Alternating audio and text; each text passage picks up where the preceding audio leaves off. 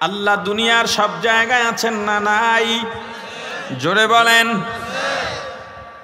আমার রাসূলকে আল্লাহ বলেন, পয়গম্বর, আমি আল্লাহর অবস্থান সম্পর্কে যদি আপনার কাছে দুনিয়ার মানুষ জানতে চায়, প্রশ্ন করে আমি কোথায়, আপনি বলে দেন ফাইন্নী করিব, আমি অতি নিকটে। কেমন নিকটে? আল্লাহ বলেন, নাহনু আকরাবু ইলাইহি মিন হাবলিল ওয়ারিদ।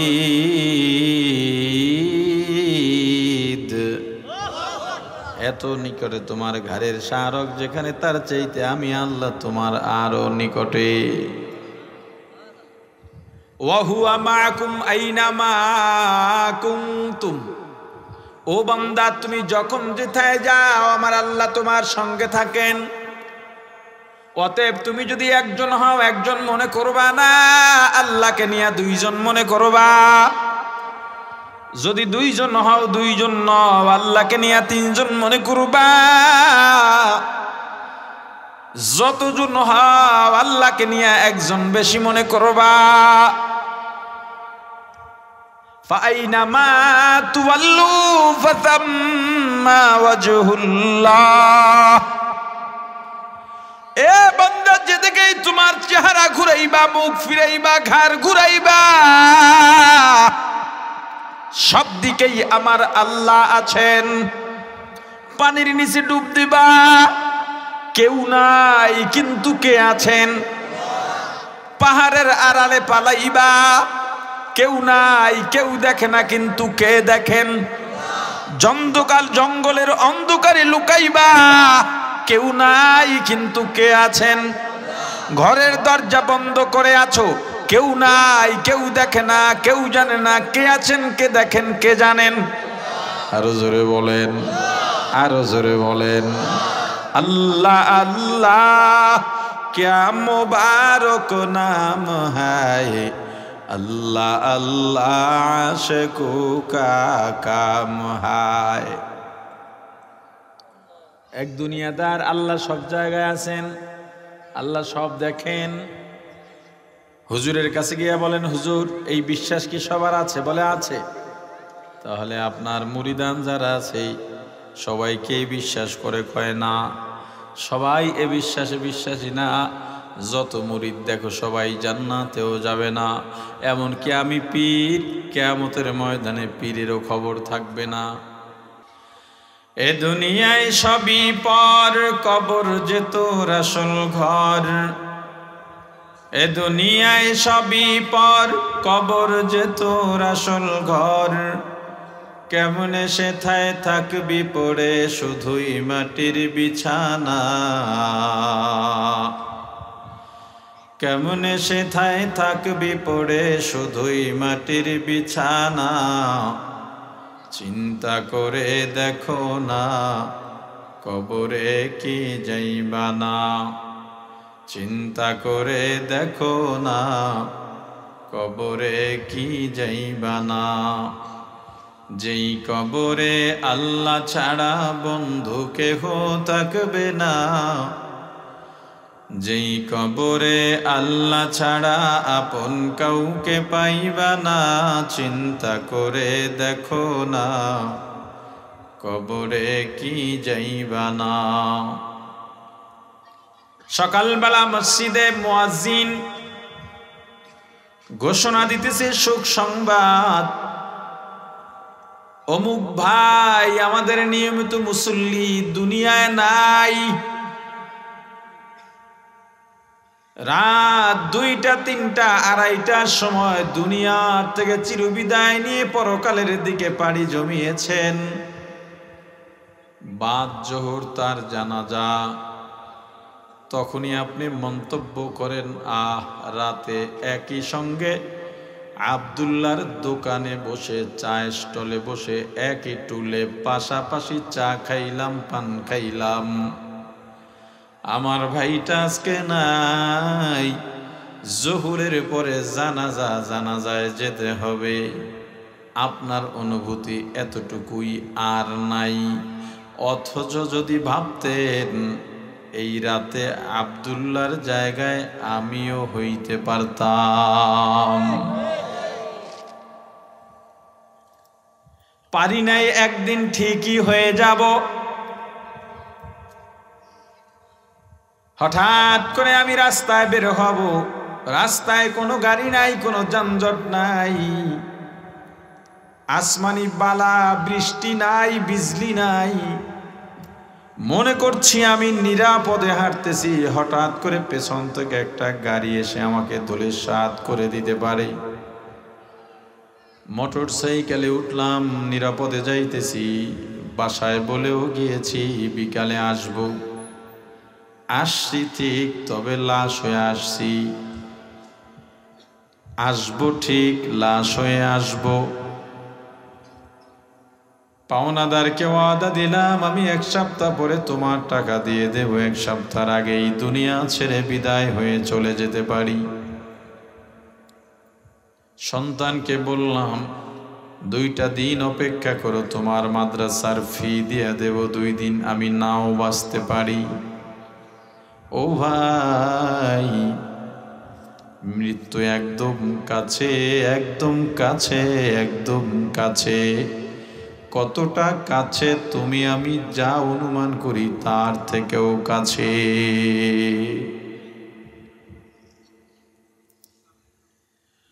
দুনিয়ায় আমরা কেন এলাম? আমরা তো জান্নাতে ছিলাম। কোথায় ছিলাম? জোরে। আল্লাহ আমাদের আদি পিতা আদম আলা নবিয়্যিনা আলাইহিস সালাতু ওয়াস সালামকে বললেন, আদম গাছের কাছেও যেও না। ফল খাওয়া তো দূরের কথা, গাছের কাছেও যেও না। কেন? গাছের কাছে গেলে ফলও খাইতে পারো, আমি নিষেধ করলাম। আসলে এটা আল্লাহরই ইচ্ছা, যে কোনো একটা কায়দায় বাহানায় দুনিয়ায় পাঠাবেন। নবী আদম গাছের কাছে গেলেন, ফলও খাইলেন। খাওয়ার পরে ইস্তেঞ্জার ব্যাগ হইছে। জান্নাত তো পবিত্র জায়গা, ওখানে প্রসাব পায়খানা হবে না। মল ত্যাগ করার জন্য উপযুক্ত জায়গা হলো দুনিয়া। আল্লাহ বললেন, আদম নিষেধ করেছিলাম, এখন যদি তোমার মল ত্যাগ করতে হয় জান্নাতে থাকতে পারবা না, উপযুক্ত জায়গা দুনিয়ায় চলে যাও। দুনিয়ায় আল্লাহ কয়জনকে পাঠাইছিলেন তখন? জোরে। কে কে? আদম হাওয়া। বাংলা ব্যাকরণে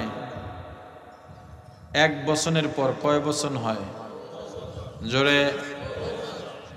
আরবি ব্যাকরণে 1 বচনের পর 2 বচন, এরপরে বহু বচন।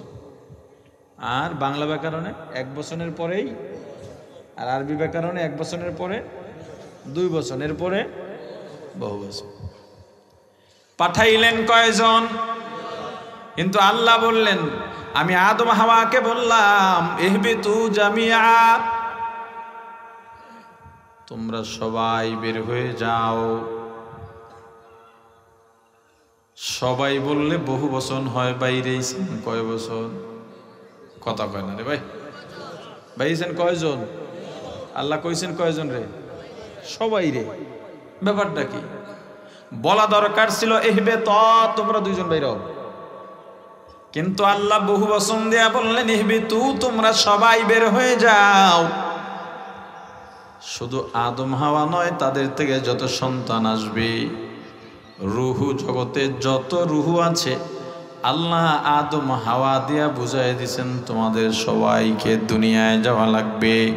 তবে তোমরা ছিলা সবাই জান্নাতে, আমরা কোথায় ছিলাম? আরো জোরে বলেন, আওয়াজ দিয়া বলেন। দুনিয়ায় পাঠাইছেন, দুনিয়ার থেকে আবার যাব কোথায়? জোরে জোরে। কুয়াকাটা থেকে আসছি বিষ্ণন্দী, জামু কই? এই জায়গাটা আমার জন্য স্থায়ী না অস্থায়ী? এই দুনিয়াটা আপনার আমার মুসাফির খানা। এই দুনিয়া স্থায়ী না অস্থায়ী? قال النبي صلى الله عليه وسلم كن في الدنيا كأنك غريب أو عابر سبيل أو كما قال النبي عليه الصلاة والسلام। আমার রাসূল বলেছেন, উম্মত দুনিয়ায় চলাফেরা করো, দুই পদ্ধতির যে কোনো এক পদ্ধতি গ্রহণ করে, হয়তো তুমি মুসাফির, না হয় তুমি পথিক। আমি আপনার এলাকায় আসলাম, আমি মুসাফির নাকি মেজবান? কথা কয় না? স্থানীয় নাকি মুসাফির? আমি কি সাথে কইরা একেবারে খাতাপত্তর কি কয় ল্যাপটপ নিয়ে আসছি নাকি? বউ বাচ্চা নিয়ে আসছি নাকি? ঘর বাড়ি নিয়ে আসছি নাকি? ব্যাগ ভর্তির টাকা নিয়ে আসছি নাকি? কেন? আমি জানি এখানে আমি সবসময় থাকবো না, বসছি আবার উঠে চলে যাব। এখানে আমার কিছুই দরকার নাই। টুপিটা প্রয়োজন, জুব্বাটা প্রয়োজন, এজন্যে এতটুকু নিয়েই আসছি। এর বেশি দরকার নাই বলে আর কিছু সঙ্গে আনি নাই। ও ভাই, দুনিয়ায় আসছি, এটা অস্থায়ী জায়গা, আবার চলে যাব। আসছি খালি, যাব খালি, মাঝখানের সময়টায় এত কারুকাজ নিয়ে কেন ব্যস্ত হয়ে গেলা? অথবা তুমি পথিক হও, পথিক মানুষ আছে তার ঘর বাড়ি নাই, যেখানে রায় সেখানে কাইত আছে না? ভব ঘুরে বলে, ভব ঘুরে, এরা ঘুরে বেড়ায়। ধরেন টোকাই, আপনাকে টোকাই হতে বলে না, উদাহরণ দেওয়া হচ্ছে। তোমার মনকে বুঝাও, আমি তো একজন মুসাফির, জান্নাত থেকে আসি, আবার জান্নাতে যাব। দুনিয়ার কোন ক্ষমতাওয়ালা পীর আলেম আমার শিক্ষা, আমার সম্পদ, আমার মা বাবা আমাকে জান্নাতে নিতে পারবে না। জান্নাতে যদি যাইতে চাই, আমাকে জান্নাতের গুণাগুণ অর্জন করা লাগবে। মনকে সব সময় বুঝাও, যাদের জন্য আমি পাগল এরা আমার কেউ না। একটা হিসাব মিলাই দি। এই পৃথিবীতে আপন কারা বা কে? সবচেয়ে আপন কে বলেন? কে বলছে? মা বাবাও আপন না, স্ত্রীও আপন না, সন্তানও আপন না, ভাই বন্ধুও আপন না, এরা কেউ না। এটাই মনে গেঁথে নেন, এরা কেউ না, এরা কেউ না, এরা কেউ না। তাহলে আল্লাহ এদের সঙ্গে আমাদের সম্পর্ক কেন জোড়ায়া দিলেন? মায়া কেন দিলেন? মোহাব্বত কেন দিলেন? বোঝার জন্যে বলি, মসজিদ পরিচালনা কমিটি থাকে কি থাকে না? আপনাদের এলাকায় আছে? কয়জন আছে কমিটিতে? 10 জন, 13 জন, 17 জন, সর্বোচ্চ 21 জন। তো নিয়ে হয় না, তবু ধরেন এই 21 জনই কি নামাজ পড়ে মসজিদে? ভাই জোরে জবাব দিয়েন। 21 জনই নামাজ পড়ে? আরো মানুষ পড়ে না? শুক্রবার মসজিদ ভরে যায় না? আচ্ছা, 21 জন যে সব কমিটি করলেন, বাকি মুসল্লিরা কি অপরাধ করছে? এমনও তো আছে সভাপতি মসজিদে যে কয় টাকা দেয়, কমিটির না এমন মুসল্লি আছে তার চাইতে ডাবল টাকা মসজিদে দান করে, আছে না নাই? তাহলে সভাপতি ওই বেড়ায় কি লিগা? উত্তর হলো, মসজিদ সবার, কিন্তু সুষ্ঠু পরিচালনার জন্য একজন ইমাম দরকার, একজন খতিব দরকার, একজন মুয়াজ্জিন দরকার, 2 জন খাদেম দরকার। কিসের জন্য এটা?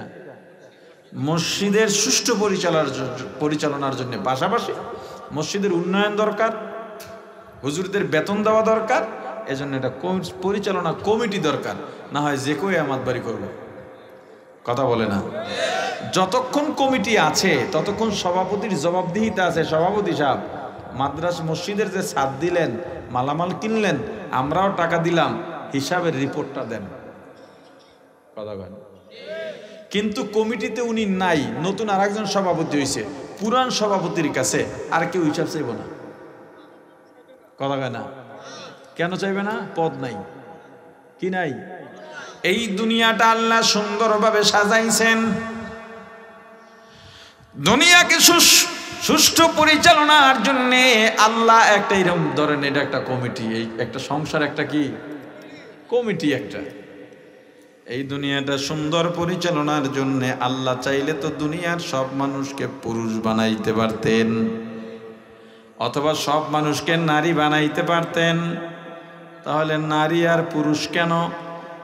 দুনিয়াতে কাজের কিছু ধরন আছে, কিছু কাজ আছে পুরুষ ছাড়া পারে না, আবার এমন কিছু কাজ আছে যেগুলো নারী ছাড়া পারে না। আল্লাহ জন্য নারী আর পুরুষ করে পাঠাইছেন, এটাও দুনিয়ার সুষ্ঠু পরিচালনার জন্যেই। আমাকে বাবা বানায়া পাঠাইছেন সুষ্ঠু পরিচালনার জন্যে। যদি আমি বাবা না থাকি, অর্থাৎ মরে যাই, আমি মরে গেলে আমার কাছে সন্তান চাইবেও না, আমার দায়িত্ব থাকবে না। মারা যাওয়ার সাথে সাথে এই যে সম্পর্ক শেষ, সারা জীবনেও আর সম্পর্কের জোড়া লাগবে না। এইটা কি ভাবছেন? আপনার সঙ্গে আপনার বিবির সম্পর্ক পরিচয় কতদিনের? বিয়ের বয়স যতদিন। সন্তানের সঙ্গে পরিচয় কতদিনের? সন্তানের বয়স যতদিন। বাবার সঙ্গে আপনার পরিচয় কতদিনের? আপনার বয়স যতদিন।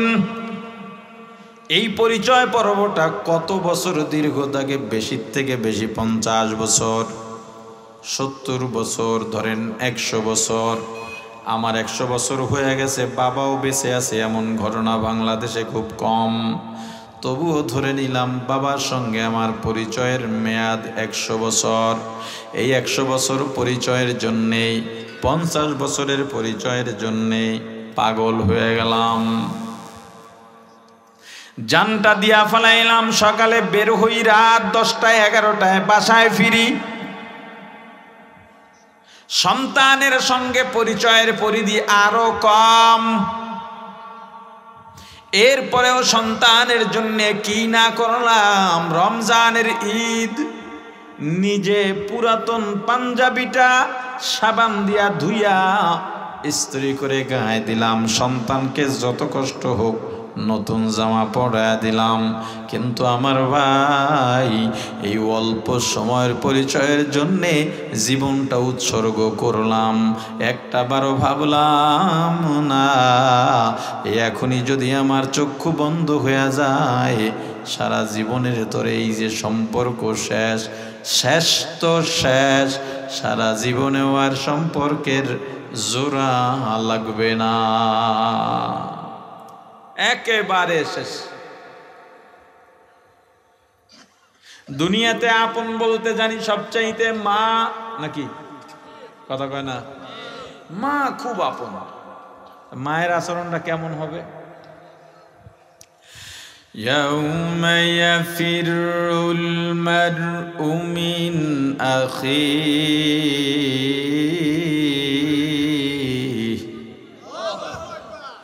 ওয়া উম্মিহি ওয়া আবিহি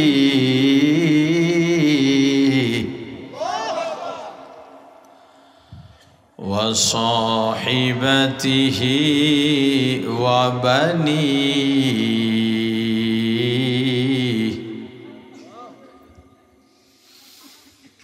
ইয়াউমা ইয়াফিরুল মারউ মিন আখিহি ওয়া উম্মিহি ওয়া আবিহি ওয়া সাহিবাতিহি ওয়া বানিহি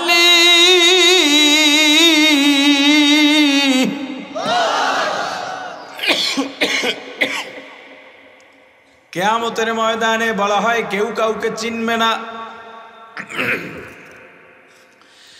কে বলছে কেউ কাউকে চিনবে না? সবাই সবাইকে চিনবে, পরিচয় দেবে না। দেখেন আল্লাহ কি বলেন, ইয়াউমা ইয়াফিরু, ওদিন যে যারে দেখবে আর ভাগবে, পালাবে। সন্তান মা বাবাকে দেখলে পালাবে, মা বাবা সন্তানকে দেখলে পালাবে, স্ত্রী স্বামীকে, স্বামী স্ত্রীকে, ভাই বোনকে, বোন ভাইকে, বন্ধু বন্ধুকে দেখলেই পালাবে। ঘটনাক্রমে সন্তান আর মায়ের যদি দেখা হয়ে যায়, সন্তান মাকে ডাক দিয়ে বলবে, মাগো দুনিয়ায় না খাইয়া খাওয়াইছো, ও মা আমাকে কেউ গালি দিলেও তুমি তার সঙ্গে সম্পর্ক ছিন্ন করে ফেলছো।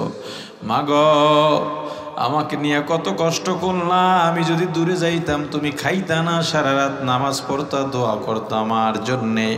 ও মা আমি তোমার সেই সন্তান, আজকে একটা নেকের অভাবে জাহান্নামে যাইতেছি। মা বলবে, কিসের সন্তান, আমি তোরে চিনি না। সন্তান বলবে, কেন চিনো না? আমি অমুকের সন্তান, যার জন্য তুমি রাত 2টা 3টা পর্যন্ত খাবার নিয়ে অপেক্ষা করতা। বলে, আমি তারেও চিনি না, চেনা তো দূরের কথা, ছেলে স্বামী তো দূরের কথা, আমার তো বিয়েই হয় নাই। মনটাকে শুধু এইটাই বুঝান, ওরে মন, এই দুনিয়াতে আসছি জান্নাত থেকে আবার জান্নাতে যাব, মাঝে যারা আছে মায়া আছে ঠিক, তবে এরা আমার পরকালীন জিন্দেগির কেউ আপন নয়। পাগল মন আমার তুমি কার লাগিয়া করলা রে সুখের ঘর। পাগল মন আমার তুমি কার লাগিয়া করলা রে বাড়ি ঘর। উপর তলায় বাতি জ্বলে, উপর তলায় বাতি জ্বলে, নিস্তলাতে অন্ধকার তুমি কারলা গিয়া করলা রে বাড়ি ঘর। পাগল মন আমার তুমি কারলা গিয়া করলা রে সুখের ঘর। ভাই বলো বন্ধু বলো,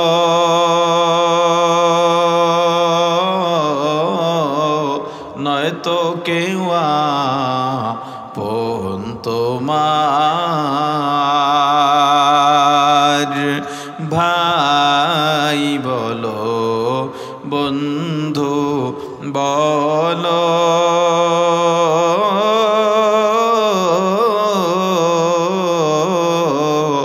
নয়তো কেউ আপন তোমার। 2-4টা দিন কে দেখে হো, 2-4টা দিন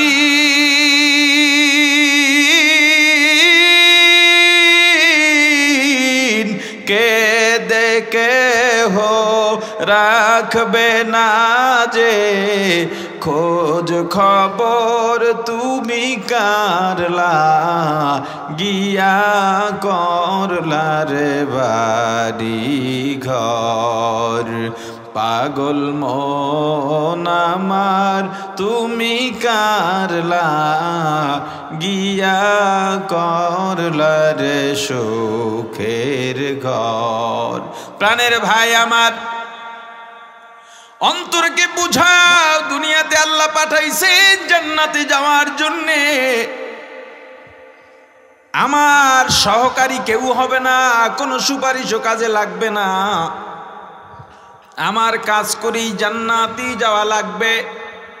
যে কোনো সময় মারা যাইতে পারি, অতএব জান্নাতে যাইতে কেমনে পারা যায়, কেমনে জান্নাতে যাওয়া যায়, এই কৌশল, এই আমল, এই পরিশ্রম, এই ইচ্ছা, এই চেতনা আমার ভিতরে থাকা লাগবে।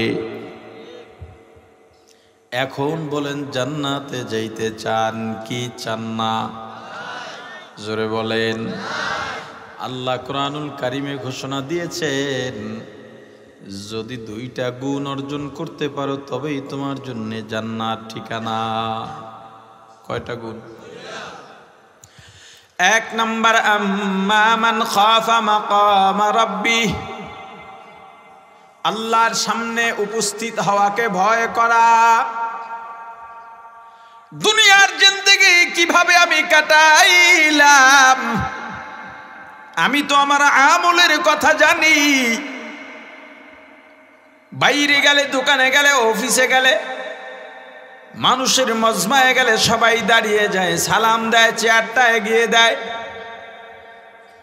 কারণ তারা আমার চেহারাটা দেখেছে, আমার ভিতরটা কি তা দেখে নাই। কিন্তু আমি তো জানি আমি কে। আসলে আপনি কে, আমি কে? এই যে আমাকে দেখেন, এটা আমি না। আপনাকে যে দেখি, এটাও আপনি নন। তাহলে আমি কে, আপনি কে? আমি হলাম সে লোকচক্ষুর আড়ালে দরজা বন্ধ করে যা করি আমি তাই।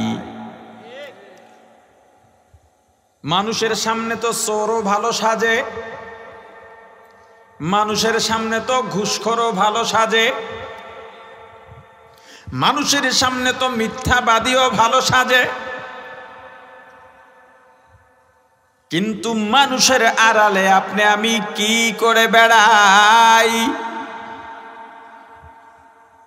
দরজা বন্ধ করে একা একা যা ভাবি, আমি যা করি আমি সেইটা। আপনিও একা যা করেন, যা ভাবেন, আপনিও সে। আল্লাহর কাঠগড়ায় দাঁড়াইয়া দুনিয়ার কেউ যদিও না জানে, আমি তো জানি আমি কে। আল্লাহর সামনে কিভাবে জবাব দেব এই ভয় নিয়ে গুনাহ করে না। আল্লাহ বলেন, ফাইন্নাল জান্নাতা হিয়াল মাওয়া। হে মুত্তাকি, আল্লাহকে যারা ভয় করে, ভয় কইরা গুনাহ করে না, এদেরকে বলে মুত্তাকি। হে মুত্তাকি, তোর জন্য আমি আল্লাহ ঘোষণা দিলাম জান্নাত ঠিকানা।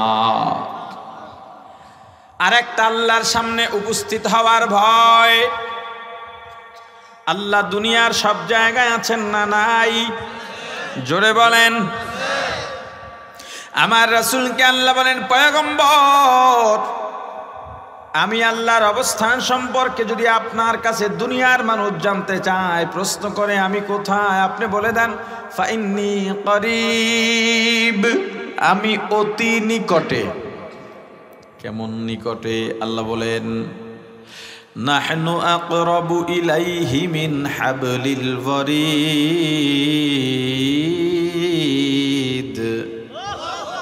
এত নিকটে তোমার ঘাড়ের শারক যেখানে, তার চাইতে আমি আল্লাহ তোমার আরো নিকটে। ওয়া হুয়া মাআকুম আইনামা কুনতুম। ও বান্দা, তুমি যখন যেথায় যাও আমার আল্লাহ তোমার সঙ্গে থাকেন। অতএব তুমি যদি একজন হও, একজন মনে করবা না, আল্লাহকে নিয়ে দুইজন মনে করবা। যদি দুইজন হও, দুইজন নও, আল্লাহকে নিয়ে তিনজন মনে করবা। যতজন হও, আল্লাহকে নিয়ে একজন বেশি মনে করবা। ফাইনামা তুওয়াল্লু ফাতাম্মা ওয়াজহুল্লাহ। এ বান্দা, যেদিকেই তোমার চেহারা ঘুরাইবা, মুখ ফিরাইবা, ঘাড় ঘুরাইবা, সব দিকেই আমার আল্লাহ আছেন। পানির নিচে ডুব দিবা, কেউ নাই কিন্তু কে আছেন। পাহাড়ের আড়ালে পালাইবা, কেউ নাই, কেউ দেখে না, কিন্তু কে দেখেন। জঙ্গলের অন্ধকারে লুকাইবা, কেউ নাই, কিন্তু কে আছেন? ঘরের দরজা বন্ধ করে আছো, কেউ নাই, কেউ দেখে না, কেউ জানে না, কে আছেন, কে দেখেন, কে জানেন? আরো জোরে বলেন, আরো জোরে বলেন। আল্লাহ আল্লাহ क्या मुबारक नाम है, अल्लाह अल्लाह आशिकों का काम है। এক দুনিয়াদার, আল্লাহ সব জায়গায় আছেন, আল্লাহ সব দেখেন। হুজুরের কাছে গিয়ে বলেন, হুজুর এই বিশ্বাস কি সবার আছে? বলে আছে। তাহলে আপনার মুরিদান যারা আছে সবাইকেই বিশ্বাস করে? কয় না, সবাই এ বিশ্বাসে বিশ্বাসী না। যত মুরিদ দেখো সবাই জান্নাতেও যাবে না, এমনকি আমি পীর, কিয়ামতের ময়দানে পীরেরও খবর থাকবে না। তাহলে এত যে বয়ান করেন ফায়দা কি? কয় ফায়দা তো একটু আছে। কয় কেমনি? তো দাঁড়াও, ডাক দিয়েছেন, এই তোমরা কোথায়? দিকে আসো। সবার হাতে একটা একটা জ্যান্ত মুরগি আর একটা করে ধারালো ছুরি দিয়ে দিলেন। এমন জায়গায় গিয়া জব করবা যেখানে কেউ দেখতে না পায়। সবাই জব করে নিয়ে আসছে, একজন এখনো আসে না। সবাই অপেক্ষা করতেছে, সবাই জব করছে, রক্ত টপ টপ করে পড়তেছে। অনেক অপেক্ষার পর তাকায় দেখা যায় যে বাকি ছিল হাঁপাইতে হাঁপাইতে, দৌড়াইতে দৌড়াইতে আসতেছে। শরীর থেকে ঘাম টপ টপ করে পড়তেছে। এবার বলেন, বাবা তুমি কেন জব করতে পারো না? কয় আমি পারি নাই, তোমার জন্য এত অপেক্ষা করলাম, সবাই তো জব দিলে, তোমরা বলো কে কিভাবে জব দিলা, ও কেন পারলো না? একজন বলে, আমি কবর খনন করে ভিতরে গিয়া জব করছি, কেউ দেখে নাই। একজন বলে, আমি ঘরের দরজা বন্ধ করে জব করছি, কেউ দেখে নাই। কেউ বলে, পাহাড়ে গিয়েছি, জঙ্গলে গিয়েছি, কেউ দেখে নাই। হুজুর রাগ করে বললেন, রে মূর্খ, সবাই পারলো, তুই কেন পারলি না? আল্লাহর বান্দা চোখের পানি ছেড়ে বলে, হুজুর আমি চেষ্টা তো কম করি নাই, বেশি করছি, দেখা দেরি হয়েছি। আমিও ঘরের দরজা বন্ধ করছিলাম, আপনি বলছেন কেউ যেন না দেখে। আমি ঘরের দরজা বন্ধ করে জব দেবো, এমন সময় দেখি আমার দিকে একজন তাকায় রইছেন। আমিও পাহাড়ে গিয়েছি, জঙ্গলের অন্ধকারে গিয়েছি, কবর খনন করেছি, সেখানেও গিয়ে দেখি আমার আল্লাহ আমার দিকে তাকায় রইছেন। আপনি তো বলেছিলেন কেউ যেন না দেখে। আউলিয়ারা কারে উকুবা ইখতিয়ার, জাহেলারা কারে দুনিয়া ইখতিয়ার। আশিকারা মিল্লাত মাযহাব জুদাস্ত, আশিকারা মিল্লাত মাযহাব খুদাস্ত। মিয়ানে আশিক মাশুক রমজিস্ত, কিরামান কাতিবিনরা হাম খবর নিস্ত। প্রাণের ভাই আমার, আল্লাহ সব জায়গায় আছেন না নাই? আওয়াজ দিয়া বলেন। কেউ দেখে না, তুমি কি করো, কে দেখেন? গভীর রাত, অন্ধকার রাত, চোর চুরি করার জন্য রওনা হয়। চুরির মালও রেডি আছে, চাইলেই চুরি করতে পারে, কেউ দেখে না। চুরির মাল বিক্রি করে টাকা হজম করে ফেলবে, জানবেও না কে চুরি করছে। এমন সময় চোরের মনে একটা ভয় ঢুকলো, কেউ যদিও না দেখেন, কে দেখে? চোর যদি চুরি ছেড়ে চলে আসে, আল্লাহ বলেন, ওরে চোর, ফেরেশতা অপেক্ষায় ছিল তোর চোরের গুনাহ লেখার জন্যে, চোরের খাতায় তোর নাম উঠাবার জন্যে। যেহেতু আমি আল্লাহর উপস্থিতির ভয় পায়া চুরি না করে ফিরে আসছো, একটু আগে ছিলি চোর, মুহূর্তের মধ্যে হয়ে গেলি মুত্তাকি। আমি আল্লাহ এত দয়ার আল্লাহ, আমি ঘোষণা করলাম তোর জন্যে ঠিকানা হলো জান্নাত। আমিরুল মুমিনিন খলিফাতুল মুসলিমিন হযরত উমর রাদিয়াল্লাহু তাআলা আনহু অর্ধেক পৃথিবীর শাসক, পৃথিবীর অর্ধেকটা যিনি শাসন করেছেন, অর্ধেক পৃথিবী বুঝছেন কথা কয় না, 2500-এর সমান হইব না? 2500 তো অর্ধেকই, 5-এর অর্ধেক না, অর্ধেক। আমেরিকার সমান, লন্ডন, ইউরোপ, এশিয়া, অর্ধেক পৃথিবীর শাসক হযরত উমর। আর আমরা একজন মেম্বার হইলে ওরে আল্লাহ মহিদ্দার ঠ্যাং নেওয়া যায় না। আমিরুল মুমিনিন খলিফাতুল মুসলিমিন হযরত উমর ইসলামের দ্বিতীয় খলিফা। ভালো করে শুনেন, এটা দুনিয়াতে এই যে জান্নাতের সুসংবাদ পাইছেন, আমার রাসূল বলেছেন আমার পরে যদি কেউ নবী হইতো, আল্লাহ যদি কাউকে নবী বানাইতেন, আমার ওমর নবী হইতো। হযরত উমর একদিন এশার নামাজের পর চিন্তা করলেন, আত্মসমালোচনা বলে যাকে আত্মসমালোচনা, আত্মসমালোচনা কারে কয়? আমি মাহফিলটা করে বের হয়ে গেলাম, চিন্তা করলাম কমিটির সাথে যেই আচরণটা করলাম ঠিক করলাম কিনা, না ঠিক আছে, বয়ান যেগুলো বললাম ঠিক আছে কিনা, না ঠিক আছে, শ্রোতাদের সঙ্গে কথা বললাম ঠিক আছে কিনা, কিছু কিছু বেঠিক হইতেও পারে। একজনের ফোন দিয়ে জিগাইলাম, ভাই কি অবস্থা? কয় হুজুর ফাটাফাটি। আমার তখন বোঝা দরকার আমার ভুল হইলে বলার সাহস সে রাখে না, অতএব আমার নিজেরই যাচাই করা দরকার। সাধারণ পাবলিক সেজে পাবলিকের মধ্যে ঢুকে যাওয়া, তখন দেখা দরকার আমাকে নিয়ে কে কি আলোচনা করে। এই দেশের কোন নেতারা, এই আওয়ামী লীগ যদি এইটা করত, তারা তো এসির মধ্যে থাইকে মনে করছে সামসাদের কথা, এই দেশের সব তাদের ভক্ত, কথা কয় না। তারা যদি এইটা চিন্তা করত যে মেজবা সাহেব আইসে, একজন আলেম মানুষ বয়ান করে, এর পাশে বই আমি পিস্তল কেমনে দেখাই, এতে যে পাবলিক খেপে, পাবলিক যেমন নিয়ে কি মন্তব্য করে, এটা যদি বুঝতো তাহলে এগুলো করতে পারতো, কথা বলে না। এই দেখছে এটা করার পর যখনই গেছে, পাওসাটা কতগুলো আছে না, কয় নেতা সেই রকম হইছে। ও তো ফলতে ফলতে গর্ভবতী হয়ে যায়। হ্যাঁ, এখন তো গর্ভ ফাইটে গেছে, কি আর করার উপায় নেই। গর্ভ যদি ফাইটে যায়, এরপর আর থায় পচে না, গন্ধ ছুটে গেছে।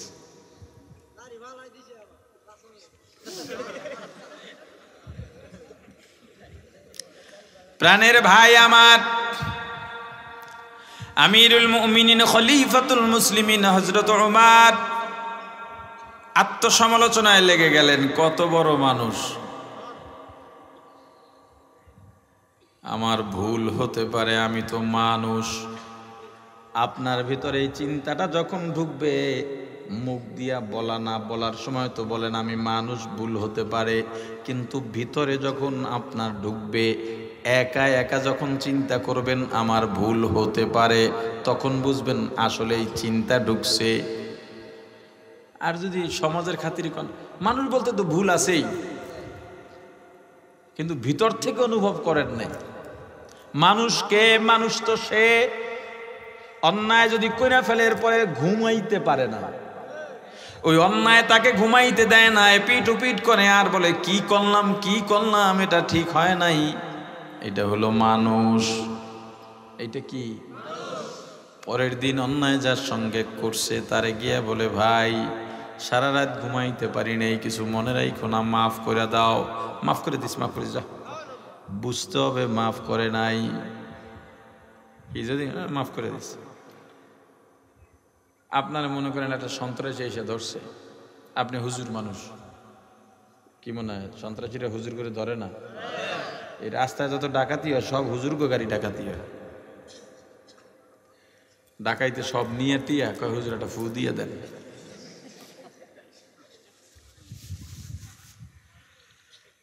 এবার দোয়াও চায়, আছে না নাই? ওই আমাদের এক আলেম, আমার এক ছোট ভাই সিলেটের, ও জেলে ছিল, রিমান্ডে ছিল। আমার কয়, দাদা কোরআন শরীফ পড়ে পুলিশে বইয়ে বইয়ে 2 পৃষ্ঠা পরে, এর ব্যাপারে আমার কতক্ষণ পিডায় রমজানে, তাও ইফতারির আগে। আবার যেটু তেলাওয়াত করে আবার ফিডায়, ফিডে টিডে ইফতারির 5 মিনিট আগে ইফতার রেডি করে আমারও বউ হয়, হুজুর দোয়া করেন। আমি কে আমার দিয়ে কি দোয়া করাবেন? আপনার লেগে ভালো দোয়া, হুজুর এটি চাকরি মাফ করে দিয়ে আগে কোন মাফ করে দিয়েছেন না ইফতার করবো না। কইছি মাফ করে দিছি, এখন এটা কি আসলে মাফ করেছি? আমি তুমি বোঝো না? আমি যেটা বুঝি এটা তো বুঝি। হুজুরের কাছে ডাকাইতে সব নিয়ে টিয়া কয়, হুজুর দোয়া করে দেন, যাবো দোয়া করলাম, দোয়া করছে, কথা কয় না।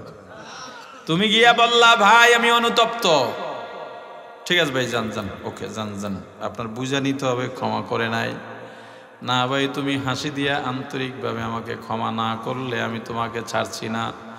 যখন দেখবেন আপনাকে কাছে টাই না বুকে মিলে বলে, ভাই আজ থেকে সব ভুলে গেলাম, বুঝবা সে ভুলে গেছে, সাথে নিয়ে একটা চা খাও আর এখান থেকে শিক্ষা নাও, আর কখনো কাউকে কথা আচরণ দিয়া কষ্ট দেবা না। গীবতের গুনাহ বড় মারাত্মক গুনাহ। গীবত করে আর অহংকার করে, দিয়েইছি আজকে সাইরে দিই নেই, কথা কয় না। এমন এমন এমন দরবেশ আপনার এলাকায় নাই? হ্যাঁ, একটা পোলা এক মুরব্বীর সাথে বেয়াদবি করছে, ওই মুরব্বীর আর একজন বিরোধী লোক আছে, একা বেড়া তোর সাহস আছে, বেয়াদবটারে কি বানায় দিল? সাহসী বানায় দিছে। এমন বুজুর্গ নাই? এটি বুজুর্গ না বুজুর্গু, একালে ফ্যাট কাকু। নিজেকে শুদ্ধ করতে হবে রে ভাই। হযরত উমর রাদিয়াল্লাহু তাআলা আনহু আত্মসমালোচনা করতেছেন, আমি মানুষ, আমার তো ভুল হতেই, কিন্তু আমি আমিরুল মুমিনিন, আমার যদি ভুল হয় এই ভুল ধরায় দেওয়ার সাহস আমাকে কেউ করবে না। যদি কেউ আমার ভুল না ধরায় দেয় আমি সংশোধন হব কিভাবে? আমি ভুল নিয়ে মরতে চাই না, রাসূলের জিম্মাদারি পালন করতেছি। একটা সিদ্ধান্ত নিলেন, আজকে বের হবেন, রাতে মানুষের ঘরের কাছে কাছে যাবেন, আর শুনবেন ঘর থেকে কি বলে, তার ব্যাপারে কোনো সমালোচনা হয় কিনা। যদি দেখেন সমালোচনা যৌক্তিক, সংশোধন। বাবারা কথা বলো না, ওখানে 1-2 জন ভলান্টিয়ার রাখেন। যদি দেখি সমালোচনা ঠিক, আমার মধ্যেই ভুল আছে, আমি সংশোধন হয়ে যাব। আর যদি দেখি ঠিক না, সমালোচনা করে, আমি সবাইকে ডেকে আমভাবে নসিহত করে দেব। না জেনে কারো ব্যাপারে সমালোচনা করা গুনাহ, সেটা যদি আমার ব্যাপারেও হয়, এমনটা যদি আমার ব্যাপারে কেউ করে থাকো, ক্ষমা করে দিলাম, সামনে আর করবা না। আর যদি দেখি প্রশংসা, তাহলে আর দাঁড়াবো না। একটা মাসালা এখান থেকে জেনে নেন, মাইনষের ঘরে আরি পাতা, আরি পাতা বুঝেন? মাইনষের ঘরে আরি পাতা জায়েজ নাই। এখানে 3 জন কথা বলে, একজন পারে দেখবি কি কয়, ওই পর্দার এই পাশে এসে খাড়াই রয়েছে, কি কয় একটু শুনি, আছে না নাই? ঘরের বেড়া একটু ফুটো আছে, হেইনে কান্ডা লাগাইয়া খাড়াই থাকে, আবার সিসি ক্যামেরা দিয়ে তাকায়, কথা কয় না, আছে না নাই? এটা জায়েজ না গুনাহ? জায়েজ না গুনাহ? জোরে আরেক কথা কম, আরেক বুঝেন? বরিশাইল্লা কথা, মানে আর একটা কথা। কি হয়েছে, এমনকি রাস্তা হাঁটার নাকি? হে শুরু থেকে কথা বলতেই আছে। মোবাইল আছে না সবার? ওরে আল্লাহ, এটা না থাকলে আর জীবনই চলবে না। এরপরে তো অ্যান্ড্রয়েড সবারই, তাই না? অটো রেকর্ড আছে কলে? কথা কেউ ফোন দিলে ফোনে অটো রেকর্ড হয়ে যায়, কথা আছে? এটা আজকে কাটবেন। আমার সঙ্গে আপনি কথা বলবেন না জিজ্ঞেস করে আমার কথা রেকর্ড করলেন, এটাও আড়ি পাতার সমান, এটা জায়েজ নাই। এই কামার করবেন? এইটা করতে পারে স্রেফ প্রশাসনের লোকেরা, তাও আড়ি পাতার নিয়তে না। কাউকে যদি সন্দেহ করে, সঠিক তথ্য উপাত্ত তাদের কাছে থাকে তখনই পারবে। তথ্য পাইলে তো পাইল, না পাইলে অন্য কোনো তার ব্যক্তিগত কথা প্রকাশ করতে পারবে না। একজনের মোবাইল আপনার দোকানে চার্জে লাগায় গেছে, এবার মোবাইল এমনে চায়, আমি নিজে দেখছি এমনে চায়, কেমনে প্যাটার্ন দাও তো কেমনে খোলে, হেই না দাগ দিয়ে খোলে। এরপর ঢুকে কই জানেন? কন দি আপনি কারো মোবাইল পেলে কই ঢুকেন? কথা কয় না, দুইটা জায়গায় ঢুকে, গ্যালারি আর ফেসবুক। এরপর ঢুকে মেসেঞ্জারে, কাল্লা কাল্লা কথা কয়। কি কয়? তার গ্যালারিতে কার কার ছবি আছে। এটা সওয়াবের কাজ? কথা বলেন। খবরদার এগুলো করবেন না। তাহলে হজরত তোমার আড়ি পাতলেন কেমনে? আসলে হুজুর তো আড়ি পাতার জন্য যান নাই, কারো কথা কারো কাছে লাগাইতে যান নাই, নিজের আত্মশুদ্ধির জন্য গিয়েছেন। একজন অর্ধেক পৃথিবীর বাদশাহ, যেই ঘরে যান সেখানেই দেখেন আলোচনা কেউ করে কেউ করে না, যারা করে তারা প্রশংসা বলে। এমন নেতাই তো আমরা চাই, যেই নেতার কথা স্মরণ হলেও মানুষ দোয়া করবে। এমন নেতা চাই না দেখলে ডরে একটা সালাম দেয় চাই কম, একটু দূরে গিয়া পিছে তাকায় দেখে একটু দূরে গেছে, কয় শালারে আর সময় পাইল না, দিনটাই আমার খারাপ যাবে। ঘরের দরজা বন্ধ করে বিবিরে গিয়া কয় দোয়া কর, এই জালেমটারে আল্লাহ যেন গজব দিয়া নিয়ে যায়। এমন নেতা আমরা চাই না, আমরা ওমারের মতো নেতা চাই। যারা নেতা হইতে চাও পারলে এমন নেতা হও, নাইলে বাটাম রেডি আছে। কথা কয় না?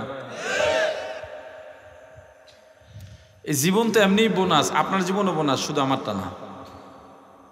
6টা অ্যাক্সিডেন্ট করছি, মারা যাওয়ার কথা। এরপরে এই জুলাই আগস্টের গণ অভ্যুত্থানে সরাসরি মাঠে থাকছি, দেখছেন কেউ? হ্যাঁ, যদি আল্লাহ না করুন এই আন্দোলনে আমরা ফেল করতাম, ওয়াজ গিয়া হ্যাঁ হয়তো দেশের বাইরে যে পুরা থাকা লাগতো না লেখানা করে। জাতিকে বাঁচাবার জন্য, জাতিকে সুরক্ষার জন্য কাউকে না কাউকে তো দায়িত্ব নিতেই হবে।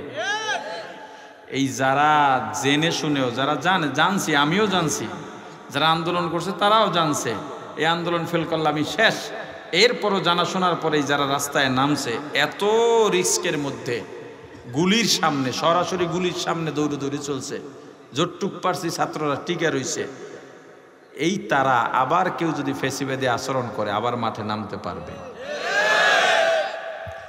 আমাদের মাদ্রাসা, ভার্সিটি, সাধারণ ছাত্র, বিভিন্ন রাজনৈতিক দলের কর্মী সহ 2000-এর উপরে শহীদ হয়েছে এই আন্দোলনে।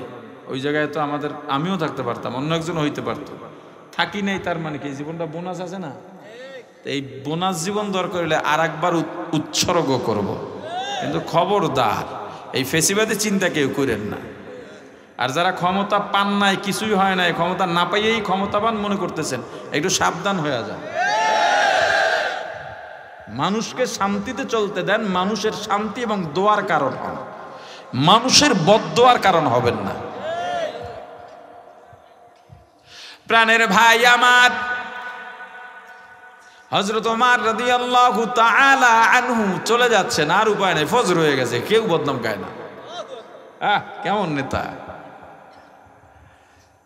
ফজরের আগে আগে যাওয়ার পথে একটা ছোট্ট ঝুপড়ি ঘরের মধ্য থেকে দুই নারীর কণ্ঠ পাওয়া যায়, আলোচনা করতেছে। আলোচনায় ওমর শোনা গেছে। উমারের নাম যেহেতু কইছে, হযরত ওমর দাঁড়ায় গেলেন। আমার নাম যেহেতু কইছে, দেখি এরা কি কয়। মা আর মেয়ে কথা বলতেছে। মেয়ে বলতেছে, মা গো, যেই বকরির দুধ দোয়াইয়া কাস্টমারের কাছে বিক্রি করে আমাদের সংসার চলে, ওই বকরির দুধ আজকে আগের তুলনায় কম হইছে। মা বলে, তাহলে তো সমস্যা।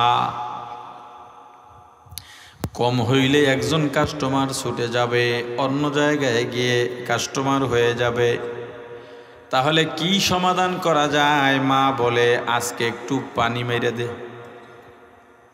আজকে দুধে পানি মেরে দে। দুধে পানি মিশেন না? হুজুর টুজুর আপনার এলাকায় নাই? আছে না? দুধ হলো জান্নাতি খাবার।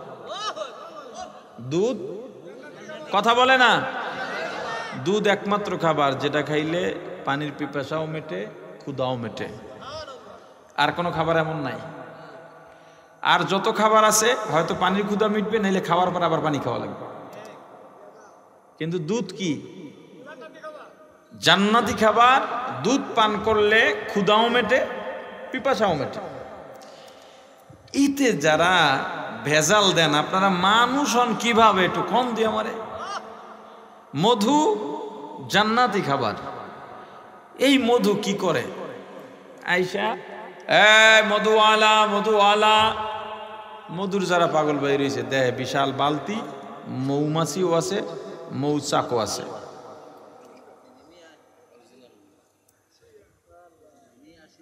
ক্রেতা জিজ্ঞেস করলো, মধু কি পিওর? কয়, ভাই কি কন? আল্লাহর কসম, ওই আল্লাহর আসমানের কসম, সাত তবক আসমান, সাত জমিন, খাল বিল পুকুর যা আছে, রসুলের কসম, নবীদের কসম, বাপের কসম, মায়ের কসম, মরা হৌরের কসম, বউয়ের কসম, মায়া ফলার কসম, আমার কসম, এই মাথায় হাত দিছি, চোখ শুইছি, কান শুইছি। কয়, এই মধুর কসম। ব্যবসায়ী আমি মধুর ব্যবসা করি, ওই মধু নিয়ে তো 2 নাম্বারই করতে পারি না। এই মধুর কসম খাইলাম। এটা অনেক কষ্ট করে, এখন আর মধু পাওয়া যায় না। বহু মধু ব্যবসায়ী বাইর হয়ে গেছে। সুন্দরবন দিয়ে মধু আনছি ভাই, কিন্তু খবর নিলে দেখা যায় সুন্দরবন কোন দিক দিয়া যায় এই রাস্তায় আর 14 গোষ্ঠী চেনে না। এই ঠকানটা মানুষকে ঠকায়েন না। ফলের বাজারে গেছেন, ফরমালিন ছাড়া ফল আছে কার? একজন খপ করে হাতটা ধরে ফেলছে। এই মেয়া চিল্লেন না। ভেজালের দেশে আবার ফরমালিন ছাড়া খোঁজেন, কোন ফল ফরমালিন ছাড়া নাই। মিছা কথা কইয়া ব্যবসা করি না। আমার যেটি দেখেন এটিও ফরমালিন। ইমান খুয়াইতে পারবো না। কি খুয়াইতে পারবে না? তবে ভাই, এত বছর ব্যবসা করি, কাস্টমার দেখলি চিনি। আপনার দেখকেই বুঝি আপনি ফরমালিনের লোক না রে ভাই। নাইলে যার তার হাতও আমি ধরি না। কিছু আম আছে একেবারে রাজশাহীতে কেবলই নামছে, কিন্তু টাকা 2টা বেশি লাগবে। এরপর নিজ দিয়া বাইর করে আমের গুছি। এই যে ওর উপরে এটা হোমান, 2টা এক কথা কয় না। যাত্রাবাড়িতে আমার মাদ্রাসার রাস্তার অপোজিটে ফলের মার্কেট ছিল আগে, এখন আছে কিনা জানি না। অধিকার যাওয়া হয় না, কারণ মাদ্রাসা পাল্টে আর একদিকে নিয়ে গেছে। তো ফলের দোকানটা জানতো, নতুন মৌসুমের ফল আইলে আমার বলা যে আমার কিছু দিও। লিচু আসছে নতুন, একেবারে প্রথম যে দেশি লিচু আসে, এগুলো কিন্তু টক হয়। আমার বলতে, হুজুর লিচু নেবেন না? আমি বলছি না, এখন টক হবে। কয় না, মিষ্টি, একটা খাইয়া দেখেন। আমি বলছি না। অন্য ক্রেতারা কয়, হুজুর খান একটা। স্থানীয় সবাই এই যাত্রাবাড়িতে, একটা খান, আপনি নিলে আমরাও নেব। ভাই, মুখে দেওয়ার পর ঠোঁটের জায়গায় ঠোঁট নাই, জিব্বার জায়গায় জিব্বা নাই। বুঝেন নাই? হ্যাঁ হ্যাঁ, টকে অবস্থা খারাপ হয়ে গেছে। আমি বললাম, আপনি কাম করলেন এটা মিয়া। আর টক মুখে দিলি আমার দাঁত ধইরা যায়। কয় কি হয়েছে? দেন দিয়ে অর্ধেক আছে আমার হাতে। আমি অল্প একটু মুখে দিয়েছিলাম, মুখে দিয়ে এ তো অনেক মিষ্টি, আপনি তার টক লাগলে আমি করবো কি? সবাই অবাক হয়ে গেল। ব্যবসা যদি এমনি করে আর মিথ্যা কথা কইতে ঠেহে, কথা কয় না। এই কাম কখনো করবেন না। ছেঁড়া 1000 টাকার নোট, 500 টাকার ছেঁড়া নোট 10,000 টাকার বান্ডিলের মধ্যে ঢুকাইয়া পাওনাদারকে বুঝাই দিলেন, 9-6 পাওনাদার রে বুঝাইছেন, কেউ দেখে না, কে দেখে? ওই ছেঁড়া নোট পাওনাদার যদি চালাইতে না পারেন, কিয়ামতের ময়দানে এইটা দেওয়া লাগবে। বুঝা লইয়েন, ছেঁড়া নোট আর লুকাইয়া দেবেন, কথা কয় না, লুকাইয়া দেবেন। 10,000 টাকার বান্ডিল আছে, একটা ছেঁড়া নোট, ওইটা আলাদা রাখবেন। ভাই এখানে এই 500 টাকা কম আছে, কেন? এই 500 টাকা ছেঁড়া, দেখো নেবা, চালাইতে পারলে চালাও, নাইলে ফেরত দিও। আর যদি পাওনা দরকার না, চালাইতে পারলে বললাম, না পারলে না, ভাই এটা ঠিক আছে আমি নিয়ে গেলাম, চল, তো আপনি দায় সেরা হয়ে গেলেন। গেঞ্জির দোকানে গেছে গেঞ্জি কেনার জন্যে, সাইজে একটু বড় হইছে, কয় এটা ভিজাইলে ধুইলে, হ্যাঁ। একই দোকানে আর একজন গেছে, এবার একটু ছোট হইছে, কয় ধুইলে। ওরে বাটপা, এভাবে 9-6 দিয়া ব্যবসা করেন না। আর আপনারা যারা কিনতে যান, একজন মুরব্বী শাক আটি আটি করে নিয়ে বসে আছেন, লাল শাক, পালং শাক, কলমি শাক, কদু শাক। আপনি গিয়া বললেন আটি কত? মুরব্বী বলল 15 টাকা, কম হবে না। আপনি বললেন 10 টাকা দেন, মুরব্বী বলল না, আপনি নিলে 12 টাকার নিচে পারবো না। বললেন 1 মোটা ব্যাগে ঢুকান, লওয়ার পরে 10 টাকা দিয়া বললেন পুষায়া নিয়েন, এরপরে চলে গেলেন। বাকি 2 টাকাকে আপনার আব্বা এসে দেবে নাকি? কিয়ামতের ময়দানে এটা দেওয়া লাগবে। বেচা কিনা মানে ইজাব কবুল, আমি বলছি আপনার গ্রহণ করা লাগবে। প্রস্তাব গ্রহণ 2টা সম্পূর্ণ হওয়া লাগবে, হওয়ার পরে তবেই আপনি বেচা কিনা করতে পারে। এইভাবে ঠকাইবেন না কাউকে, খবরদার। প্রাণের ভাই আমার, মেয়ের মা বলে আজকে দুধে একটু পানি মিশিয়ে দাও। মেয়েটা তখন বলে, মা কিভাবে সম্ভব, হযরত ওমর তো এটা মিশাইতে নিষেধ করেছেন। মা ডাক দিয়া বলেন, এখন তো হযরত ওমর নাই, জানবেও না, দেখবেও না। মেয়েটা ডাক দিয়া বলে, মা গো, ওমর যদিও না দেখেন, ওমরের আল্লাহ তো দেখে। হযরত ওমর দ্রুত বেগে চলে গেলেন, ফজরের নামাজ আদায় করলেন, তেলাওয়াত করলেন, জিকির করলেন, ইশরাক পড়লেন, দ্রুত ডাক দিছেন, তোমরা খাদেম খুদ্দাম কে কোথায় আছো? তাড়াতাড়ি আসো, হুজুর আমরা হাজির। অমুক জায়গায় ঝুপড়ি ঘর, ওখানে একটা মেয়ে আছে, আমি ওরা ছেলের বউ বানাইতে চাই। কিরে বড় লোকেরা, যাইবানি ঝুপড়ি করে? ছেলে কি করে? অনেক শিক্ষিত, বংশ খুব ভালো, চাকরি কয় বেকার, নট অ্যালাউড, হবে না। রিজিকের মালিক চাকরিরে বানাইয়া লাইছে, কথা কয় না। এ যুবক যারা বিয়ে করো নাই, কইরা যারা ফেলাইছো, হুজুরদের সাথে আলাপ কইরা দিনদার দিনই পরিবেশ গনাও। আর যারা বিয়ে করো নাই, কেমনে বিয়ে করবা? আমি বলে যাই, মানতে পারো আর না পারো, সংসারে যদি শান্তি না থাকে, দুনিয়ার জাহান্নাম হয়ে যাবে। সংসারটায় যদি শান্তি আনতে চাও, মাঝে মাঝে সামনে ভিডিও আসে, অনেক সময় আসে, অনেক সময় বলে বউ বাপের বাড়ি যাইবে দেখে স্বামী খুশি, কথা বলে।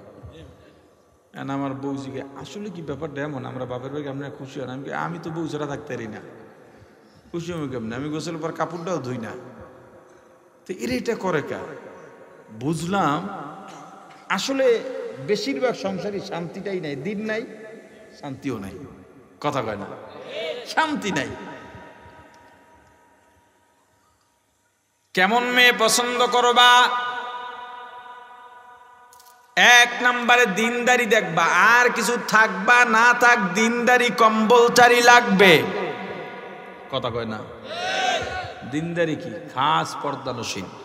যেই মেয়েটা বড় লোক হোক গরিব হোক, যেই মেয়েটা গায়রে মাহরাম যাদের সাথে দেখা দেওয়া জায়েজ নাই, তারা মেয়েটার কণ্ঠ পর্যন্ত শোনে নাই, চোখ দেখে নাই, ওদেরকে বিয়ে করছে। কি কথা বুঝাইতে পারি? দিনদারি লাগবে। দিনদারি থাকার পরে যদি টাকা থাকে আলহামদুলিল্লাহ, সমস্যা নাই। যদি সুন্দরী হয় তাহলে তো আরো ভালো, বংশ মর্যাদাওয়ালা যদি হয় তাহলে তো আরো ভালো, ক্ষমতাওয়ালা হলেও কোনো অসুবিধা নাই। কিন্তু ক্ষমতা আছে, টাকা আছে, সম্মান আছে, বংশ আছে, চেহারাও অনেক সুন্দর, কিন্তু দিনদারি নাই, চেহারা ধুইয়া কি পানি খাওয়া?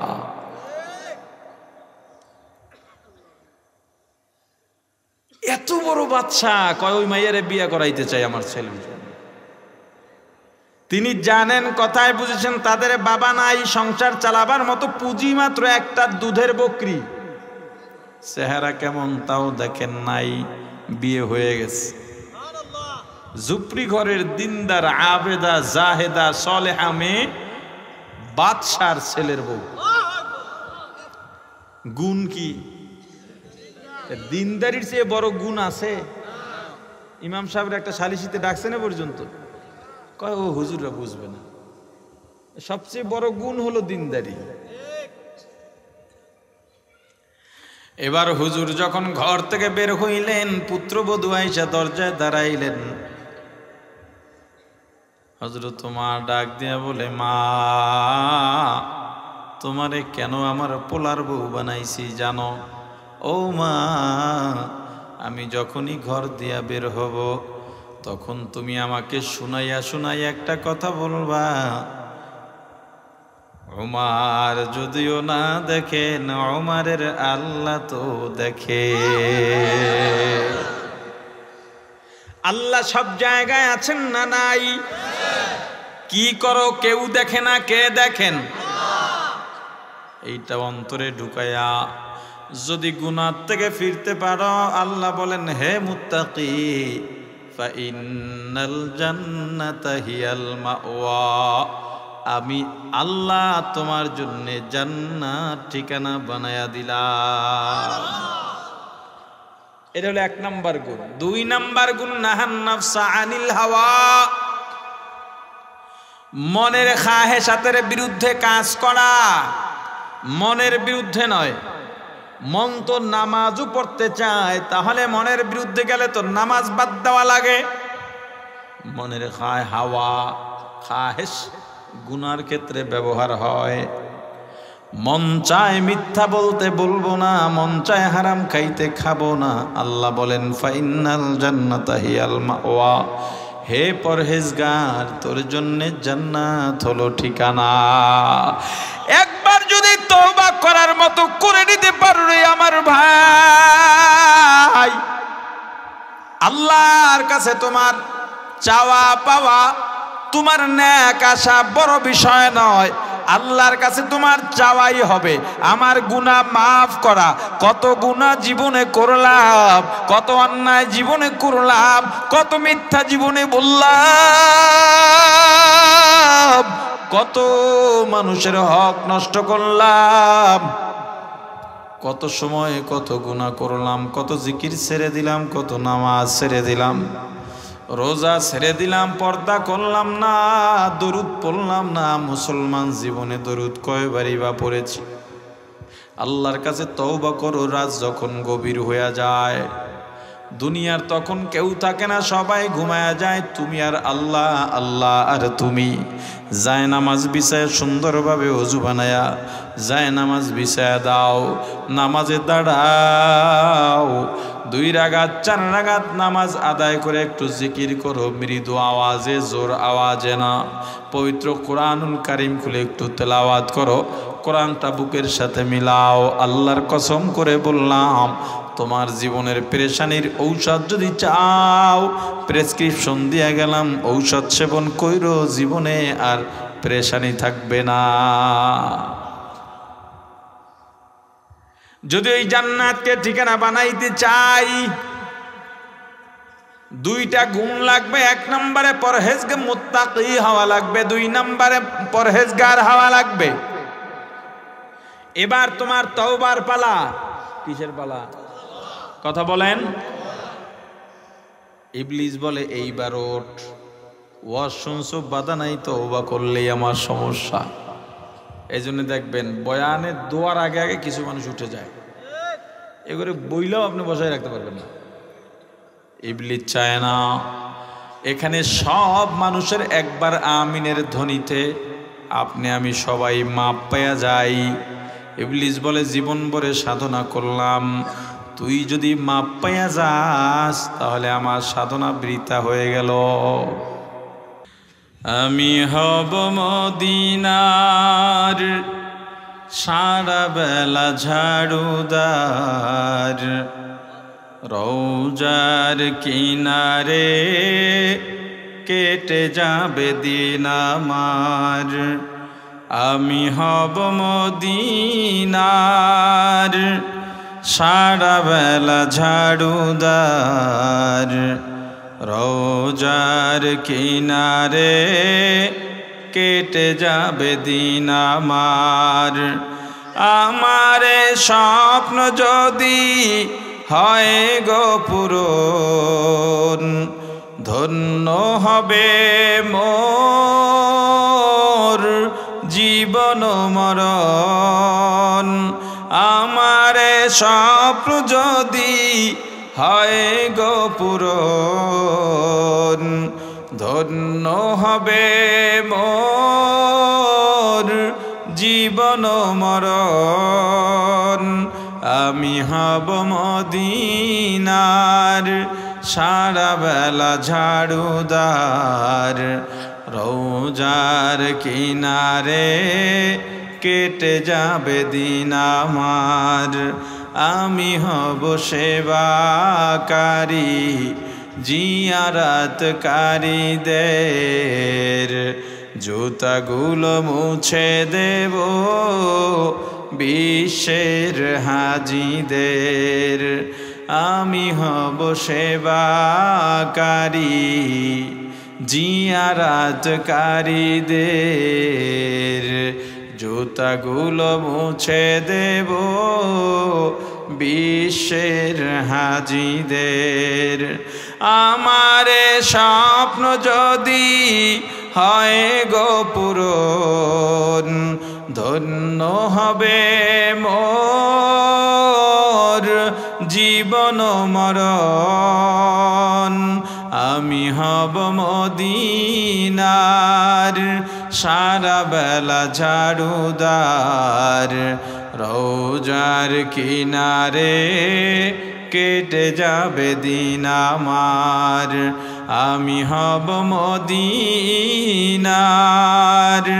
সারা বেলা ঝাড়ুদার, রওজার কিনারে